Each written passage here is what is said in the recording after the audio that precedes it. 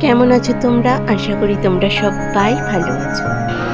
আমি এখন দিল্লি কালীবাড়িতে আছি। এখানে আজকে অন্নপূর্ণা পুজো, বাসন্তী পুজো দুটোই হচ্ছে। এটা মেইন মন্দির। মন্দিরের ভেতরে মাকে দর্শন করতে যাব।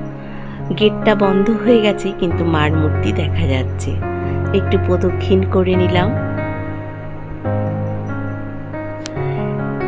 এক পাশে হচ্ছে বাসন্তী পুজো আর এক পাশে হচ্ছে অন্নপূর্ণা পুজো। দুটো পুজো একসাথেই পড়ে গেছে।